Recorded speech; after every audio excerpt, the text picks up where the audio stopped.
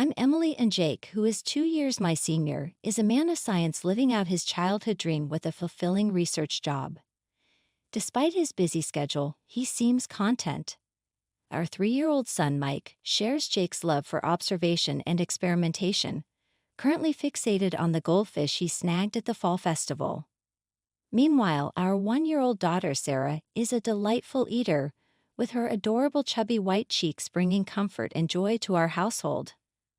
Life is generally good for our ordinary family, except for one recurring concern: dinner. Just as I was trying to soothe my crying daughter and finish preparing dinner, the doorbell rang. Without hesitation, my mother-in-law walked in, a frequent visitor around this time, enough for Mike to hardly glance away from the TV. "My goodness, fried food again," she exclaimed, expressing concern about its impact on Jake's stomach and the grandkids. Mike, however, loves it. My mother-in-law swiftly took charge, offering a creamy vegetable stew and mine enough to last for at least 3 days. As she set the table, my spirit sank at the sight of the mostly carrot and cabbage-filled stew. Interrupting my thoughts, she insisted I pack up the food she brought despite its lack of appeal. Wasting food was not an option. This routine, familiar since her last unexpected visit where she swapped my clam chowder for her fried chicken, concluded with her leaving without acknowledging her grandchildren. After she left, my son softly remarked, "Grandma took my fried chicken again." My heart ached at his sad face, but I assured him there was a little meat left. As I heated up the oil, I felt relieved seeing my son's joyful reaction to the promise of more food. Yet beneath the surface, my dissatisfaction lingered. My mother-in-law's intrusion had escalated since my marriage, peaking over the last year. Each week, unannounced during dinner prep, she would criticize my cooking and parenting, leaving her cream stew behind. In the past 6 months, she started taking our food home, undermining our meals. As I juggled baby food and distracted the kids, the tough task of cooking continued. My family's happiness kept me going, but my fried chicken, braised pork, mapo tofu, and hamburgers, all of it ended up in her hands. I inherited a love for cooking from my restaurant-running family, particularly my dad, who taught me the art. Confident in my culinary skills, I firmly believe that my cooking surpasses my mother-in-law's overly sweet cream stew. However, since Mike, our son, entered the picture, I found it challenging to assert myself against his grandmother. When Jake, my husband, returns home after the kids have gone to sleep, he grimaces at dinner with only Mike's share of fried chicken remaining. I served Jake a generous portion of the cream stew, resigned to the fact that it's what my mother-in-law brings over. Frustrated by having my skills undermined, I expressed my discontent to Jake, urging him to tell his mother if he didn't like it.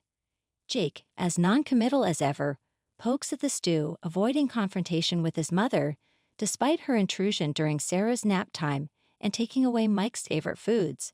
Jake rationalizes it by mentioning her loneliness since his father's passing 2 years ago. I sighed deeply, realizing Jake tends to avoid confrontation when his mother is involved. The only relief is that she hasn't suggested moving in yet. Tired of the routine, my mother-in-law surprises me with a different proposition during one of her dinner visits. She announces that everyone will gather at our place for Christmas this year, a departure from the usual family reunions at her brother-in-law's or her childhood home. Responding with little enthusiasm, I wonder how she plans to host the gathering. She frowns at my apparent lack of understanding and declares that I'll be helping too, assigning me tasks for the 24th. Despite my quick objections, she dismisses my concerns, suggesting I use a baby carrier for Sarah. Not only am I expected to clean up, but I'm also entrusted with preparing the full-course Christmas meal, with a strict warning against repackaging store-bought food or serving anything that tastes bad.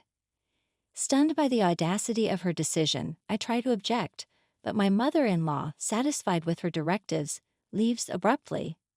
When I share the news with Jake that night, he is as bewildered as I am. We contemplate her plans to host a Christmas party, inviting relatives from both his dad's and her sister's families. Frustrated, I finally lose my temper, expressing my feelings of always being pushed around. Jake, realizing the severity of the situation, goes silent and with a resigned sigh, agrees to handle the cleaning and entertaining of relatives. I'm relieved to hear Jake's proposal. It provides some direction. However, he adds a request.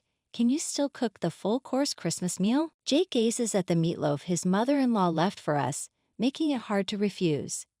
After some hesitation, I reluctantly agree, just for this year.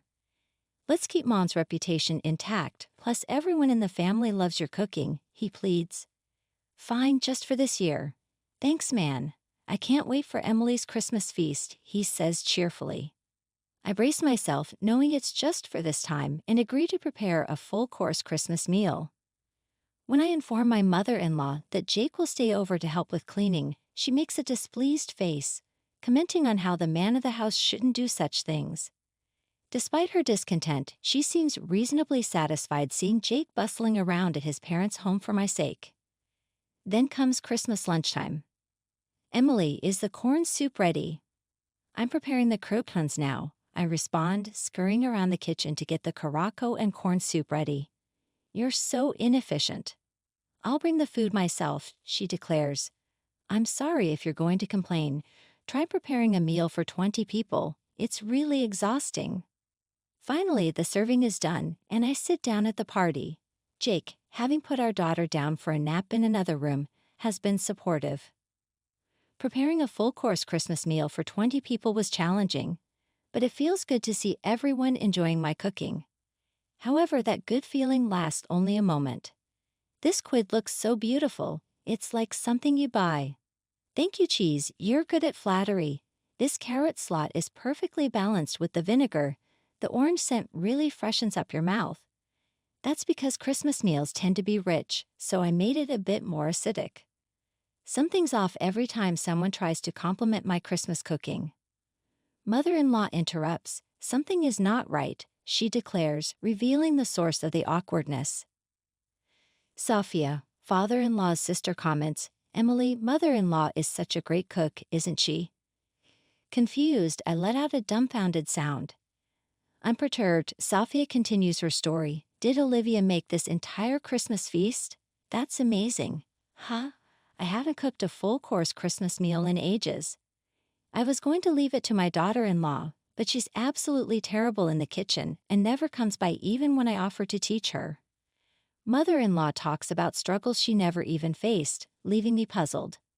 Oh, Emily, you should really take after Olivia while she's still well. Jake might miss the taste of home sometimes, you know. The way to a man's heart is through his stomach, Daniel, a relative hanging around, laughs as if mocking me. You know, Olivia, that pork belly stew you made last time was delicious. It's amazing you can cook both Western and Japanese dishes. It's not that big of a deal, but I'm glad you enjoyed it. Mother-in-law smiles and feigns humility. That pork belly stew was clearly my creation. As I stand there astonished, she mouths, go along with it. Apparently, she's been claiming all my dishes, including the Christmas feast, as her own and sharing them with the family. Now she wants me to be complicit in her lie. No way, especially after she's been criticizing my cooking all this time. I want to speak out, overwhelmed by the crowd. I find myself speechless until my young son becomes my unexpected savior. Mom, this omelette is really tasty. It looks different than usual, but your omelettes are always good, echoes his high-pitched voice, silencing the noisy adults. Sophia, perhaps out of kindness, attempts to cover for my son, saying, Oh, Mike, this is actually what your grandmother made. Astonished, my son responds, How? But it's tasty, so it's got to be Mom's omelette. Grandma's omelette is super sweet and gritty. It doesn't taste good, he passionately insists, gesticulating wildly, leaving the adults exchanging puzzled glances. Panic ensues and the mother-in-law tries to intervene, saying, Emily, don't teach the child to lie. Excuse me, who's the one lying here, Mom? Am I a liar? Mike looks up at me, his face full of insecurity. That's when I feel my blood boil. Frustrated, I declare, Mike is not a liar. The one lying here is you, Grandma. She must not have expected me to stand up to her. My mother-in-law looks shocked as I stand up, pointing dramatically at the table. I made this entire Christmas feast, including the corn soup, everything from start to finish. Naturally, the room erupts in response. My flustered mother-in-law begins to panic and yells, "Wait, wait, wait, Emily, you've been lying this whole time. Have you lost your mind?" "I'm not lying," I assert. Safia pulled into this, looked up at me surprised. "Yes, it was delicious." "I made that too. You're terrible, stealing credit for Jake's mom's cooking and trying to set her up. You're the worst daughter-in-law." I accuse, attempting to defend herself. My mother-in-law hesitates, then shouts, "It's a secret family recipe. I can't tell you in public." The relatives, initially disgusted by our petty fight, started to see who was in the right. But my husband, Jake, appears near the door, restraining me with a stern voice and face. "Emily, that's enough," he says. My mother-in-law clings to Jake, looking like a tragic heroine. Jake, addressing his mother, says, "Mom, you're the awful one here." This entire Christmas feast Emily made all day while taking care of the kids. Trying to take credit for it is pretty low. Caught in the middle again, Sophie looks at the creamy stew, recalling how sweet it was. "Yeah, it was insanely sweet, wasn't it, Mom?" Seizing the opportunity, Jake reveals, "If it's sweet, it's tasty." She's always been cautious about salt and oil, but uses sugar with no limits. So all her dishes taste like a block of sugar. The truth unfolds, exposing mother-in-law's lies. Disillusioned, the family realizes that all the recent dishes were likely made by me, not her. Mother-in-law, exposed for all her lies, panics and tries to appeal to Jake's emotions. "Why are you siding with your daughter-in-law? I'm your mom," she pleads. The revelation leaves everyone in the family disillusioned with the mother-in-law. "I never wanted to say this, Mom. I thought your actions were driven by loneliness since Dad isn't here, so I've been having Emily put up with you. But what you're doing is nothing short of harassment towards her. There's no reason to protect you anymore. Don't see Emily or the kids ever again," Jake says firmly. In dismissing his begging mother, Jake starts to clean up the Christmas feast. Then he apologizes to the relatives, saying, "I'm sorry for the disturbance this Christmas. Emily, Mike, let's go," as Jake takes Mike's hand and stands up. Mike glances at his grandmother and asks, "Grandma, where's your 'I'm sorry'?" When you lie, you say, "I'm sorry," and you get forgiven, right? Isn't that right, Mom? I get it, you have to be forgiving when it comes to raising kids. But a simple sorry isn't going to cut it. Luckily, I didn't have to worry for even a second. Mother-in-law clenched her lips so tightly they looked like they bleed, clearly having no intention of apologizing. Seeing her, Jake sighed as if he had enough. Grandma can't even say, "I'm sorry," and she's supposed to be an adult. How sad.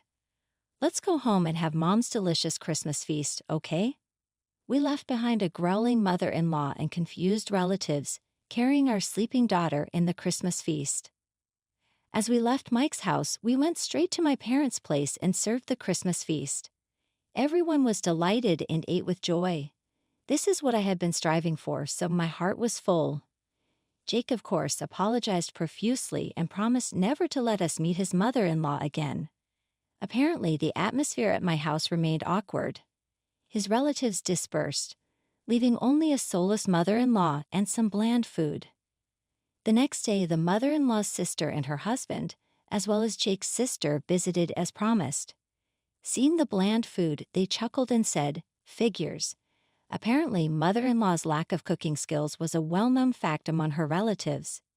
"So you brag about hosting a Christmas feast. I wondered what magic trick you pull." Probably just jealous of Emily, who's good at cooking and praised by Jake and Mike. "Sorry for the inconvenience," they said. After hearing the details from Jake, my sister-in-law thanked me for my efforts, and Safia called to apologize. "I'm sorry for jumping to conclusions. It turns out Safia also enjoys cooking, and we bonded over a recipe for braised pork belly." The misunderstanding with Jake was cleared up, and I found new friends who shared my cooking hobby. I felt refreshed, enjoying a carefree Christmas. My mother-in-law wouldn't give up that easily, but I was ready for this. I was cooking cornbread on the skillet when I received a phone call. It was her. "And you, where have you been?" "Have a meal, fulfill your wife's duty," she ordered. "So you're ready to repeat the same mistake and to visit me?" "Don't you dare to. I came here because you hadn't even apologized." Rather, go home and explain it to our relatives, and when I see them, I'll forget you visited me and represented me in such a way. No, not interested, you will stand behind. What? But to begin with, the one who put on airs and got shunned by their relatives was their mother-in-law. I've even made plans to cook with Safia next time. What now? Still got any other left? I add another blow to the stunned mother-in-law. Also, I'm not returning to that house. What? Yes, the kids and I have been staying at my parents' house since Christmas. We're planning to find a new place to live now that the holidays are over. Initially, living near Mike's family was my mother-in-law's strong insistence, but Jake's workplace is closer to my parents' house. Didn't Jake tell you to stay away from your daughter-in-law? But since mother-in-law can't listen better than a child, we decided to physically distance ourselves. Right now, Jake is the only one living there, and he'll leave once he's ready. Why? What? Where? Where are you? Who knows? Do you think you can get away with not cherishing Jake's mom? Yes, because Jake and sister-in-law have forgiven me. It's okay. Well, wait. What? Thank you for everything so far, mother-in-law. I'm so happy I'll never have to see you again. Goodbye. Wait a minute.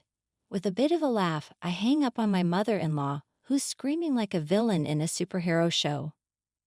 Then I block her number to make sure I never have to hear her voice again. 2 years later. Mom, what's for dinner today? Hamburgers. Yay, I love Mom's burgers the most in the world. Sarah loves them too. Dad loves them the most in the universe. Dad, that's not fair. My family happily waits for my cooking in the living room, playing around as I fry the burgers in the kitchen. My heart warms up again today, watching them eagerly await my cooking.